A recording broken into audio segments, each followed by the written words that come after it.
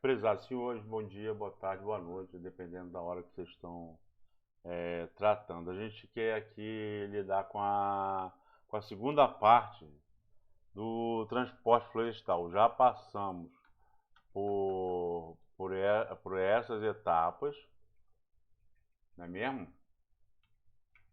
E aí a gente ficou justamente quando começava as contas, né? Que é onde a gente vai tratar. Qualquer coisa, resgate o vídeo anterior. Torque, torque, torque. Vamos lá. Eu quero primeiro passar aqui para o quadro para mostrar. Eu tenho um eixo. Isso aqui é a seção transversal do eixo. Eu tenho uma alavanca. E aí eu tenho uma força que eu posso imprimir a essa alavanca. Em quilograma força, que é a unidade, podia ser em outra unidade também. Uma quilograma força, que ela é multiplicada pelo comprimento dessa alavanca em metro, para dar o resultado de quilograma força metro, que vai ser justamente a força, o momento, o torque, o momento desse eixo aqui, em função da força imprimida na extremidade da alavanca, vezes o comprimento da alavanca. Quanto maior a alavanca, mais eu vou estar potencializando, aumentando a força aqui, ou o torque, ou o momento. Da mesma forma, a gente vai ver lá na frente que eu tenho numa roda, na roda, eu tenho um torque. Aí agora é o contrário. Aí eu vou ter que dividir por esse raio. O torque vier daqui, eu vou dividir por esse raio em metro para saber qual será a minha força de tração no meu eixo de tração, né? Da minha composição, onde eu estiver trabalhando. Feito? Então vamos lá. Então, aqui está dizendo aqui já, o torque é a força vezes a distância, né? O torque, então, em quilograma força metro, acaba sendo quilograma força metro, é a força em quilograma força vezes o comprimento do braço da alavanca em metro. Opa, foi mal aqui. Vou voltar para lá que eu estava usando. Então, o torque na roda. Qual seria o torque na roda? O torque na roda seria o torque do motor na aceleração máxima do motor. Pensa na árvore de manivela lá, você já sabe disso. Você tem que saber disso. Então, o torque máximo do motor da árvore de manivela vezes a relação de redução da caixa de câmbio, porque eu posso mudar a marcha, né? Então, a relação de redução de uma engrenagem para outra, pensa na bicicleta, coroa e catraca, né? E a relação de redução no diferencial. Que essa relação aqui é o que faz equilibrar a força nas diferentes rodas. Vamos pensar, se eu tenho uma roda, estou fazendo uma curva para a direita ou para a esquerda, estou fazendo uma curva para a esquerda. E aí, se eu estou fazendo uma curva para a esquerda, a roda que está no centro da curva vai rodar menos do que a roda que está na parte externa da curva. Se eu não tivesse diferencial, ia haver uma torção do eixo e até o rompimento dele. Então, quem faz esse equilíbrio, que dá esse equilíbrio, é o diferencial. Tá beleza? Então, o torque no motor, a relação de conversão na caixa de câmbio, a relação na caixa de câmbio, a relação de redução no diferencial. E aí, como a gente não tem, não é só a energia do torque, né, que vai parar lá no eixo. Mesmo que que esse sistema esteja super lubrificado, vai perder energia. Uma das formas de medição dessa energia perdida é o calor. Vai esquentar com certeza. E existe um número mágico, né? uma taxa que se usa, né? Perda de 10%, então multiplica por 90% esse torque aqui. O torque máximo no motor ampliado pela caixa de câmbio, ampliado pelo diferencial, mas descontado a perda, que vamos dizer, o padrão de 10%. Por isso a gente multiplica por 90% esse produto aqui. Para ter ideia, avaliar o torque na roda, que seria justamente aquele eixo que eu mostrei, que está ali bem abaixo, bem atrás de mim, quer dizer, o torque na roda. Esse torque na roda, ele tem que ser dividido pelo raio dinâmico, para ter a força na roda. Por que tem que ser dividido? A gente já falou isso, tá bem ali atrás de mim. É o contrário. Então, não é a alavanca movendo o eixo, é o eixo movendo a alavanca, vamos dizer assim, e no qual cada raio da roda, do pneu, é uma alavanca. Eu estou fazendo ao contrário, justamente porque eu estou fazendo ao contrário, eu tenho que dividir pelo raio. Mas aqui está falando de raio dinâmico. Por que raio dinâmico? Porque quando o raio de um pneu, se fosse um disco de ferro, de aço, seja lá o que for, inflexível, aí seria mesmo dividir pelo raio aqui. Dividiria pelo raio. Só que não é. Ar e borracha, não é? O pneu tem uma parte fora do aro que é ar e borracha. E aí quando um raio, a extremidade da alavanca, encosta no solo, ele vai sendo comprimido em função do peso incidente, né? Até chegar a um mínimo, então ele tem uma variação de comprimento. Aí depois ele começa também a ampliar a sua dimensão até soltar o solo. Então, entre ele começar a compressão e aí depois ele terminar a compressão, tem uma variação no raio. Por isso se chama raio dinâmico. E eu tenho que aprender a calculá-lo para poder saber qual é a força na roda.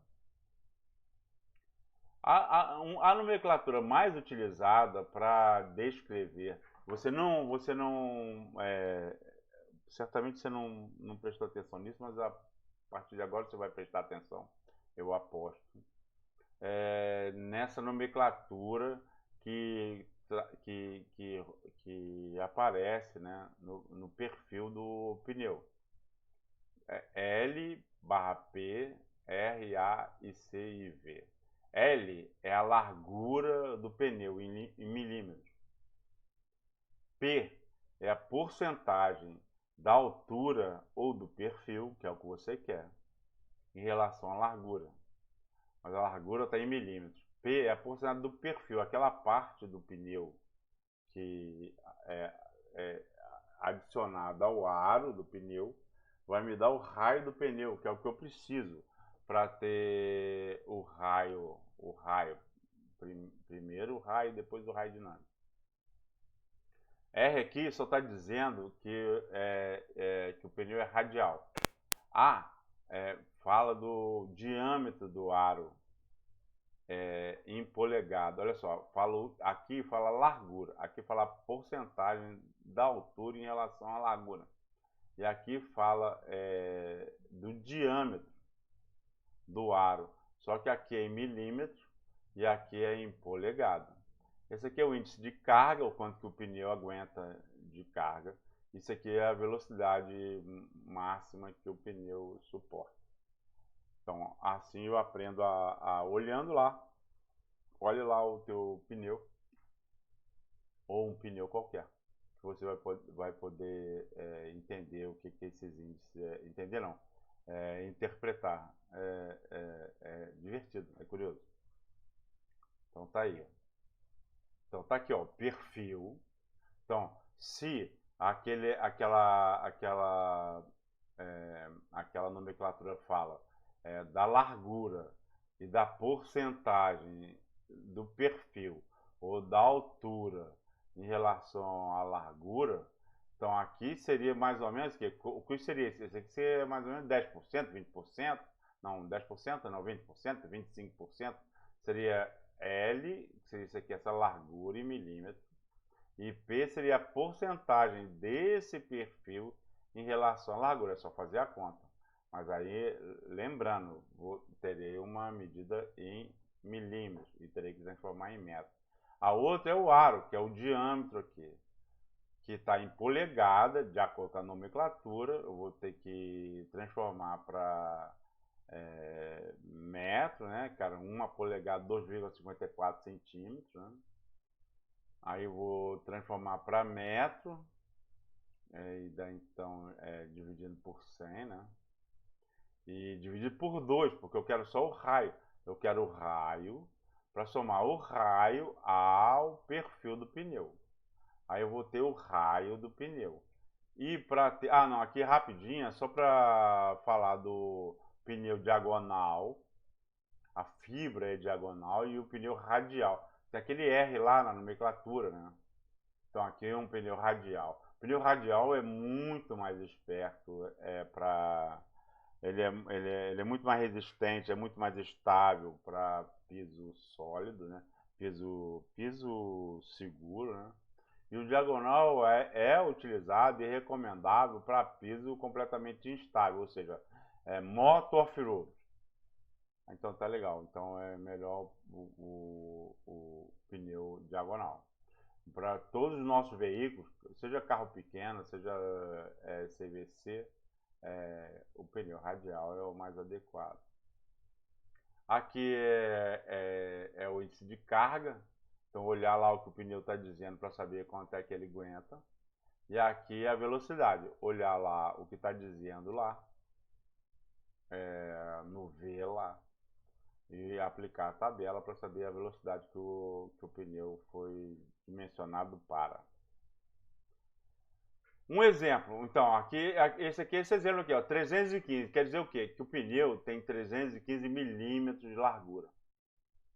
E que o perfil, que é o que nos interessa, é 80% dos 315. Então eu teria que pegar assim, 80% de 315. Aí eu teria em milímetros o perfil do pneu. Dividiria por 1000 para saber em metro qual seria o perfil do pneu. Aqui está dizendo que o pneu é radial e aqui está dizendo assim que o pneu tem 22,5 polegadas. Então, multiplicando por 2,54, eu saberia quanto ele tem em centímetros. Dividindo por 100, eu saberia quanto tem em metro. Dividindo por 2, eu saberia quanto é que é o raio. E esse raio do aro, eu somaria o que eu calculei do perfil para ter o raio do pneu. Isso aqui, 82 e T, para usar na tabela lá, que a gente não vai tratar disso, é só você voltar lá e ver na tabela o que é. O índice de carga e a velocidade. Pois é, então, depois que eu tenho o raio do pneu, aí que eu vou ver assim, ó, eu tenho que olhar o P. Qual o P? Esse P aqui, ó, que é 80. Esse P aqui, ó, que é a proporção da altura em relação à largura, do perfil em relação à largura. Depois que eu tenho isso, esse P aqui que eu uso. Se esse P é maior que 70, no caso esse P aqui é 80, então com certeza é maior que 70. Então eu vejo lá que é 90% o raio dinâmico, é 90% do raio. E aqui eu vejo aqui nessa tabela, que transforma uma distribuição dinâmica transforma uma distribuição contínua numa distribuição discreta. Infelizmente, eu poderia ter o modelo aqui, mas ainda é uma ressaca do tempo da tabela, né? Eu aplico esses valores aqui em função do P, né, no meu raio, no raio do pneu, para eu saber o raio dinâmico. Lembra do raio dinâmico? Beleza. Esse aqui é uma outra nomenclatura, que essa aqui é toda em polegada. Aqui é a largura do pneu. Aqui é o diâmetro do aro. Tudo em polegada, já facilita bem. Aqui já diz que é radial, o pneu é radial. E aqui, mas qual é o P, a porcentagem? Vai ser 100% da largura. Se essa medida aqui da largura for múltipla de 0,25 polegada. Então, se for 0,25, 0,50 ou 0,75 ou 0, quer dizer então que a largura é igual à altura, é 100%. É 100% como está esclarecido aqui. Tá beleza? Tá, eu tenho uma força na roda. Agora eu já aprendi a calcular a força na roda, que foi aquilo ali que eu vi lá na frente, lá atrás, quer dizer, né? A força na roda, que é para movimentar no eixo de tração a composição veicular de carga, é o torque máximo do motor vezes o índice de correção, né, da caixa de câmbio, que é a relação de redução, vezes a relação de redução diferencial, descontando a perda em energia, né, do sistema, na maioria em função de energia térmica, né, dividido pelo raio dinâmico. Tá beleza? A gente já aprendeu a calcular o raio dinâmico. Beleza. Aí eu tenho aí uma outra força que é super importante, porque não adianta eu ter uma super força na roda. Por quê? Porque roda patina. Simples assim. Roda patina. Então eu dependo da força de aderência. A força de aderência limita a minha força na roda. Tá certo? E como é que eu calculo a força de aderência? É o peso incidente sobre o eixo de tração, não sobre todos os eixos, mas sobre o eixo de tração. Eu tenho que aplicar, então, o coeficiente de atrito estático, que é um coeficiente desenvolvido com base em um monte de experimentação, né? Que vai dizer assim, ó, quanto é que vai aderir? E aí a força de aderência vai depender do peso incidente sobre o eixo de tração, que no nosso caso, ou é 10 toneladas, 10 toneladas, que é o eixo simples com rodagem dupla, no caso de um caminhão toco, né? Ou 17 toneladas, que seria assim, numa carreta com o eixo duplo, né, rodagem dupla, conjugada em tandem, então 17 toneladas. Então, sobre 17 sobre 10, eu aplicaria o coeficiente de atrito estático. E aqui tem a tabela. Novamente, eu preferiria, e você também, nessa altura dos acontecimentos, um modelo matemático, mas nós temos só uma tabela transformando o que é dinâmico em estático. E aí, ó, pavimentado. Se for um pavimento, né, uma superfície pavimentada, rígido ou flexível, eu aplicaria então 60% ou 70% sobre o peso sobre o eixo de tração, então sobre os 17 mil. No revestimento primário estabilizado, a gente está falando aqui de cascalho, ou brita, né? Compactado, né? E aí temos nossas duas realidades, não, nossas duas situações, que isso aqui a vida é assim mesmo. É arenoso, que não rola, pode até rolar, mas não é para rolar, né? Porque floresta em cima de terreno arenoso é sempre uma floresta muito pobre, é uma campina, né? Sempre uma floresta muito pobre.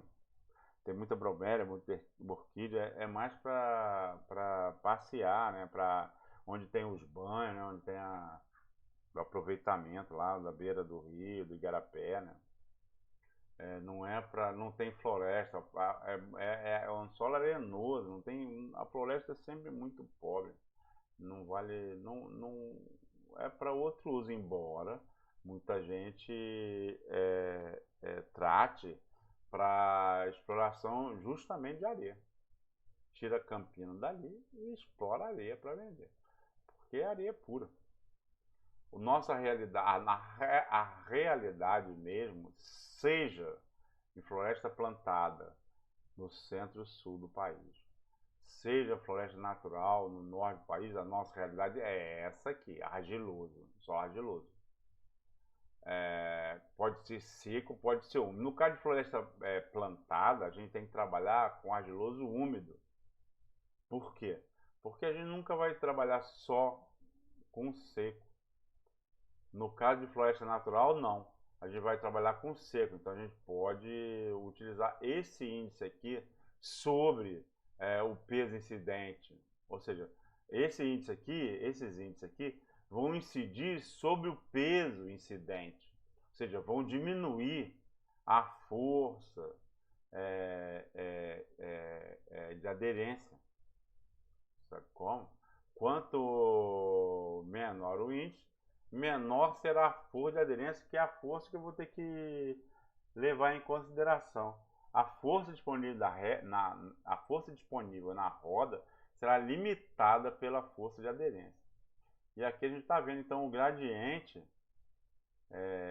negativo, né, do coeficiente de atrito sobre o peso incidente no eixo de tração.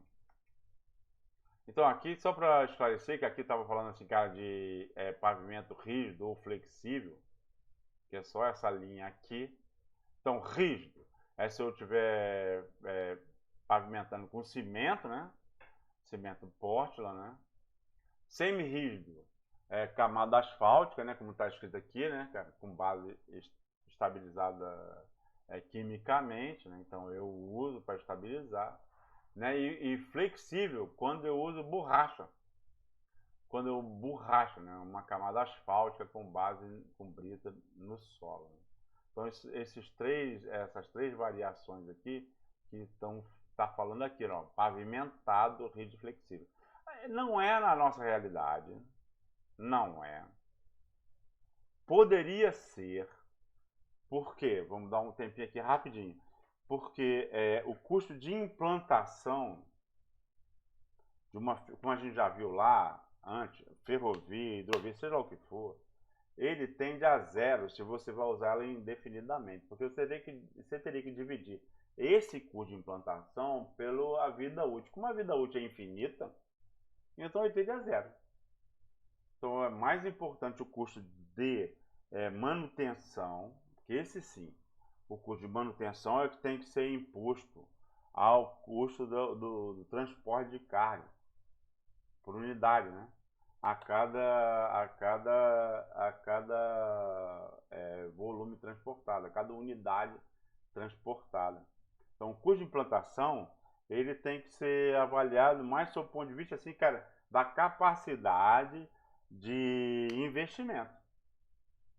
Porque se eu tenho uma capacidade de investimento e eu quero uma capacidade de investimento alta, eu posso colocar, por exemplo, o custo entre a estrada, a rodovia, a saída, a hidrovia e a sede da melhor qualidade possível. E mais, quanto mais eu gasto na implantação, menos eu gasto na manutenção. Então é uma coisa que eu tenho que levar em consideração no planejamento, na construção da via.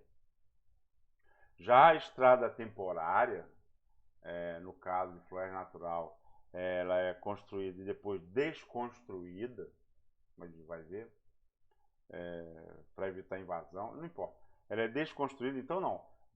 Desculpe, eu tenho que gastar o mínimo possível, jamais eu ia pensar em fazer alguma coisa desse tipo aqui. Nem mesmo esse aqui eu até posso fazer, estabilizar uma determinada rampa para poder, numa decisão estratégica, eu posso até optar por isso. Mas arenoso eu raramente eu lido com isso, talvez para atravessar o Igarapé, né, fazer uma ponte, atravessar o Igarapé. E a minha realidade é toda essa. E a minha realidade que eu deveria utilizar para o cálculo da força de aderência seria argiloso úmido, no caso de floresta plantada, para eucalipto, né, para celulose, que eu vou ter que explorar o ano inteiro, todo ano. Então, a estrada tem que funcionar no úmido. E no caso de floresta natural, eu posso pensar em trabalhar com argiloso seco. O que isso vai interferir? Porque essa taxa aqui vai diminuir a minha força de aderência. E essa força de aderência que é a força para subir a composição veicular de carga, para subir a pirambeira, para subir a rampa. Isso vai fazer diferença quando eu estiver desenhando a minha estrada. Vamos ver lá na estrada. Então, então eu tenho a força disponível na roda, mas essa força disponível na roda ela é limitada pela força de aderência. A força de aderência, a força que tem a ver com peso incidente sobre o eixo de tração e o solo que eu estou trabalhando. Tá beleza? Beleza. Agora, a força é contrária ao movimento. Tem a resistência ao rolamento. Se você pegar uma bicicleta, por exemplo, pneu fino, pneu largo, pneu vazio, pneu cheio, você vai ver claramente a resistência ao rolamento que o piso vai imprimir sobre o movimento. E a resistência ao rolamento é calculada pelo peso bruto total. Lembra que é só do cavalo mecânico com carga? Ou o peso bruto total combinado, que é de toda a composição veicular de carga. É isso aqui que a gente trabalha. A gente não vai fazer nenhuma estrada pensando no peso bruto total. Sempre a gente vai trabalhar com peso bruto total combinado, que é o peso de toda a composição veicular de carga, vezes o coeficiente de resistência ao rolamento, que está aqui, ó. Pavimento, de acordo com o pavimento, com as suas variações, rígido, flexível, estabilizado granulometricamente, que a gente está falando assim, do cascalho lá, né? Também com as suas variações, e sem revestimento, que isso aqui é o pau que rola. Isso aqui é o pau que rola, é assim que rola.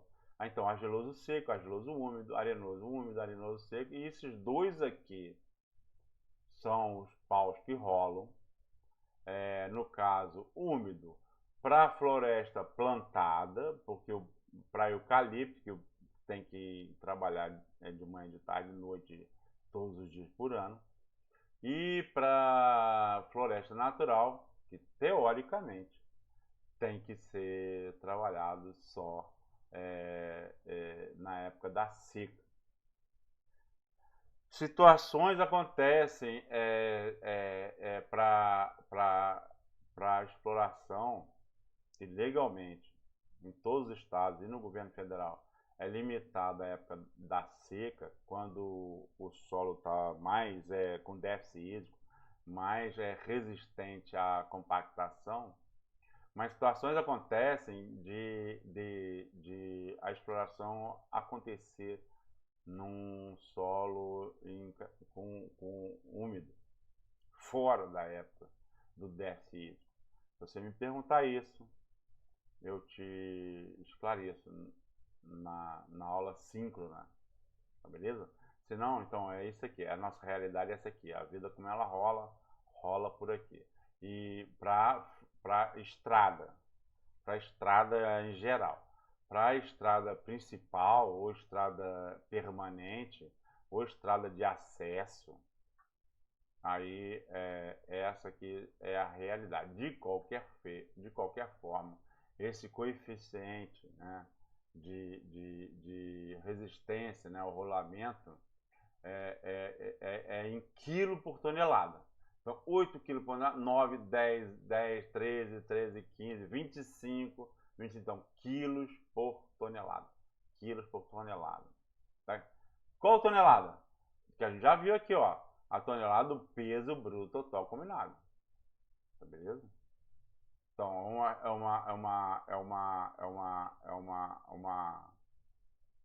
uma força resistente ao movimento, de resistência ao movimento.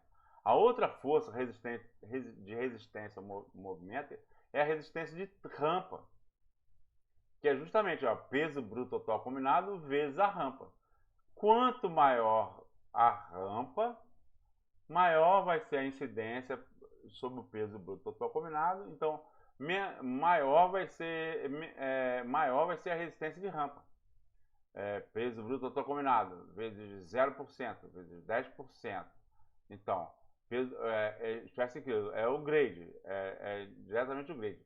30%, 40%, 50%, 60%, 70% do peso bruto total combinado.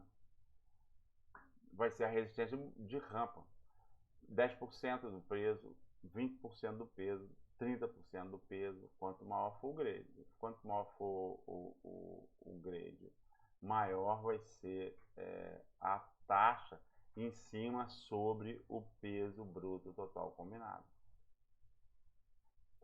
Tá beleza? Então, para eu ter movimento, eu tenho que ter a força na roda, que a gente calculou lá no começo lá. Ou a força de aderência, e a força de aderência que a gente viu lá, como é que é o atrito do peso incidente sobre o eixo de tração sobre o solo, né? Aí vai variar no solo, né? Então isso aqui, em geral, sempre é menor do que a força na roda, na subida da rampa, né? Aí eu tenho que ver se é argiloso seco, argiloso úmido. Vai lá na tabela lá para você ver melhor, né? De qualquer jeito, isso aqui, que em geral é isso aqui, que é a FAD, a força de aderência, tem que ser maior ou igual ao rolamento, a resistência ao rolamento, né? E a resistência de rampa. Tá certo? Então, mas acontece o seguinte, que a resistência de rampa e a resistência ao rolamento, elas se somam. Porque a força na roda, que a gente já aprendeu a calcular, limitada pela força de aderência, ou seja, a força de aderência que vai mandar mesmo, na verdade, na prática, na vida como é que é, a força de aderência que vai mandar, né, para subir a pirambeira, né, que é solo úmido, né, solo seco, é sempre argiloso úmido, ou argiloso seco, tem que ser maior ou igual à soma dessas duas, porque essas duas se somam. Essas aqui, força de aderência, limita a força na roda, mas essas duas aqui se somam, a resistência ao rolamento e a resistência de rampa. Ah, beleza, então, pô, isso aqui agora eu já posso ver que tem uma coerência. Não é? Então, como é que eu calculo a rampa que a minha composição veicular de carga é capaz de subir? Porque eu que vou calcular, eu que vou desenhar a minha estrada. Eu que vou desenhar a minha estrada. Então, se eu for desenhar a minha estrada, eu vou definir qual é o gradiente, né, cara? Qual é a rampa, né? Qual é a declividade que a minha estrada vai ter. Eu que vou desenhar.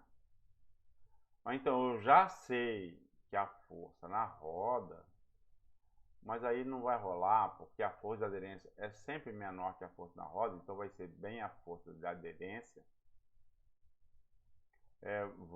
Tem que ser maior, igual, ou pelo menos igual, para evitar problema de que ele passa para lá, passa para cá, então vamos deixar igual. A resistência ao rolamento mais a resistência de rampa. Lembra como é que é a resistência ao rolamento? É o peso bruto total combinado vezes o coeficiente de resistência ao rolamento. Desculpa, é o coeficiente de atrito estático. Então, a resistência ao rolamento, volta lá nos slides. No slide, é o peso bruto total combinado vezes o coeficiente de atrito estático, que vai reduzir, né? E aqui também a mesma coisa, a resistência de rampa é o peso bruto total combinado vezes o grade, a declividade. E nesse grade aqui que eu quero. É esse grade que eu quero. Então, como é que eu quero, como é que eu faço então, tendo essa, no caso aqui, uma inequação, mas eu posso botar igual aqui ser uma equação. Como é que eu obtenho então qual é a rampa máxima que a minha composição veicular de carga, considerando a força de aderência ou a força na roda, mas é a força de aderência que vai rolar. Primeira coisa seria fatorar, porque se resistência ao rolamento é peso bruto total combinado vezes o coeficiente de resistência ao rolamento, o coeficiente de atrito estático, mais a resistência de rampa, seria o peso bruto total combinado vezes a declividade, eu posso botar então fatorar, botar em evidência o peso bruto total combinado, que multiplicaria o coeficiente de resistência ao rolamento mais a declividade. Aí esse peso bruto total combinado passaria para o outro lado, nessa igualdade, numa igualdade, como denominador. E aí ficaria desse lado aqui só o atrito estático, né? o coeficiente de atrito estático, mais a declividade. Então, o coeficiente de atrito estático passaria para o lado de lá já negativo. Tá aqui positivo, passaria do lado de negativo. Aí eu teria um X%, só teria um X% aqui, que um X%, se eu quisesse pegar só o X, botaria o 100 para lá, multiplicaria todo o lado de lá por 100, e eu teria isso, ó. Força na roda limitada pela força de aderência. Aí é o 100 sobre 1000, né? Então ficaria só 10 vezes o peso bruto total, o peso bruto total combinado. A gente está falando de peso bruto total combinado. O peso bruto total não nos interessa. Menos o coeficiente de rolamento, né? Ou de atrito estático, né, cara? Dividido por 10 por causa do 100 multiplicando para cá. Porque uma coisa estava... Isso aqui estava em quilograma e isso aqui está em tonelada. Então tem que dividir por 1000, multiplicado por 100 e acaba multiplicando por 10, todos os dois. Beleza? Faça esse exercício.